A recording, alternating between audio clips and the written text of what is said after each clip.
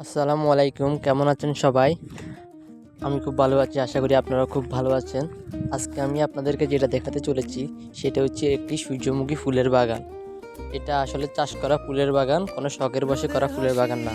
এই ভিডিওটা অনেক দিন আগের, আমি আপনাদের সাথে আজকে শেয়ার করতে চলেছি। এটি আমি নোয়াখালীর কোম্পানিগঞ্জ বসুরহাটের পূর্ব দিকে একটা চর আছে, ওই চরে গিয়েছিলাম। ওখানে গিয়ে এই বাগানটা আমার চোখে পড়ে, তো ভাবলাম যে এটা আপনাদের সাথে একটু শেয়ার করি। চলুন আপনাদেরকে ঘুরে এই বাগানটা দেখানো যাক। এই বাগানে আছে শত শত ফুল, আশা করি আপনারা দেখতে পাচ্ছেন। এখানে অনেক ধরনের বাগান আছে, যেমন এই বড় বড় সূর্যমুখী গাছেরও বাগান আছে, আবার ছোট ছোট সূর্যমুখী গাছেরও বাগান আছে, আবার বিভিন্ন ধরনের বাদামেরও বাগান আছে। চলুন আস্তে আস্তে দেখানো যাক। আপনারা এখন যে বাগানটি দেখতে পাচ্ছেন এটি হচ্ছে বড় সূর্যমুখী গাছের বাগান। এখানে আছে অনেক বড় বড় সূর্যমুখী ফুল। এখানে অবশ্য আমি আইল থেকে দেখানোর চেষ্টা করছি, এই জন্য হয়তো আপনারা ফুলগুলোকে অনেকটা ঝাপসা এবং ব্লারি দেখতে পাচ্ছেন। আমি এখন নেমে আপনাদেরকে দেখানোর চেষ্টা করছি, এখন অনেকটা ক্লিয়ার আপনারা দেখতে পাবেন ফুলগুলো। এখানে আছে বিভিন্ন ধরনের মৌমাছি, সুতরাং আমাদেরকে সবাইকে সাবধানতার সাথে ভিডিও করতে হচ্ছে। প্রচুর মৌমাছি ভিডিও করার সময় আমাকে অনেকবার ডিস্টার্ব করেছে। এই দেখেন ফুলগুলো, এগুলো মোটামুটি পরিপক্ক হয়ে গেছে। এগুলো মূলত তেল বাহির করার জন্য। একজনের সাথে আমি জিজ্ঞাসা করেছিলাম যে ফুলগুলো আপনারা কেন রোপণ করেছেন, ওনারা বলেছে ফুলগুলো গাছগুলো রোপণ করা হয় তেলের জন্য। দেখেন আপনারা সবাই, এই বাগানটার পরবর্তীতে আমি আপনাদেরকে দেখাবো আরও একটি ছোট এবং ছোট ফুলওয়ালা একটা ছোট সূর্যমুখী গাছের বাগান। এই বাগানটা আপনারা দেখলে বুঝতে পারবেন এটা কতটা ছোট।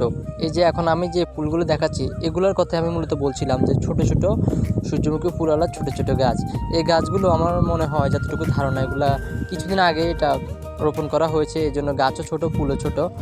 এই বাগানটা আমি খুব ছোট, এই বাগানটা মূলত এই বাগানটা আমি ঘুরে দেখাবো, পুরোটাই ঘুরে দেখাবো। এখান থেকে সোজা আইল আছে, আইল মানে ওই খেতে ছোট ছোট রাস্তা দেওয়া হয়, ওগুলাকে আইল বলে। তো ওগুলা দিয়ে আমি যাব, পুরোটা গিয়ে আপনাদেরকে দেখাবো। আসলে আমি যখন গিয়েছিলাম ওখানে ছিল তীব্র রোদ, দুপুর মেবি 12:30 থেকে 1টার মধ্যে হবে। তখন তো সূর্য খারাপভাবে কিরণ দেয়, যে কারণে ক্যামেরা কোয়ালিটি একদম বাজে হয়ে গেছে, ক্ষমা দৃষ্টিতে দেখবেন এটা আপনারা।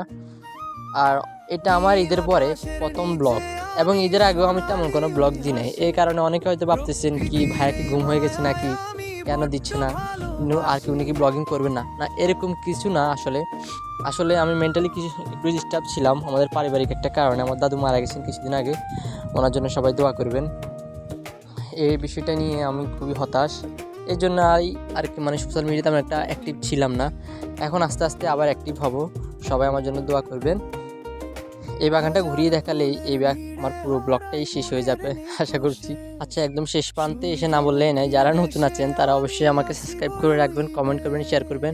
অনেকদিন পর ব্লগ বানিয়েছি, তো সবার থেকে কেমন লেগেছে আমাকে জানাবেন। আর আসলে আমি ব্লগার হিসেবে খুবই নতুন, সুতরাং সবাই ক্ষমার দৃষ্টিতে দেখবেন এবং ভালোবাসবেন আমাকে। আশা করি আমি আপনাদেরকে খুব ভালোবাসি। ধন্যবাদ। নীল আকাশের নিচে আমি সোনালি ওই হাসি।